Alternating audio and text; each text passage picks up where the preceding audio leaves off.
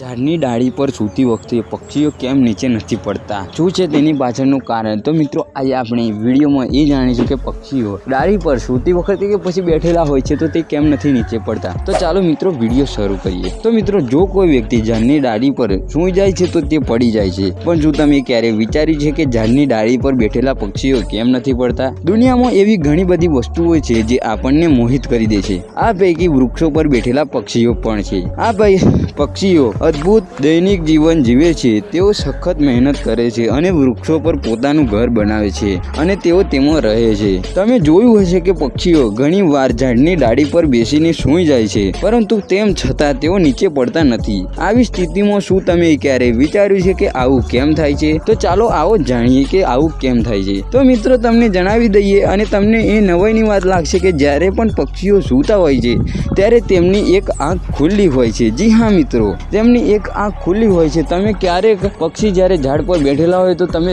સંતાઈને જોઈ શકો છો। તો આ કારણે સૂતી વખતે તેમના મગજનો એક ભાગ સક્રિય રહે છે, જે ઝાડની ડાળીઓ પર બેસેલા પક્ષીઓને તેમને ખૂબ જ મજબૂતાઈથી પકડી લે છે। આ જ કારણ છે કે સૂતી વખતે તેઓ ઝાડ પરથી નીચે પડતા નથી। અને મિત્રો આ કારણ તમને પહેલા ક્યાંય ફેક્ટમાં જાણવા કે વાંચવા કે જોવા મળ્યું હતું તે કોમેન્ટની અંદર જણાવવાનું ભૂલતા નહીં। તો આવા જ એક નવા વિડીયોની સાથે મળીએ છીએ આપણે।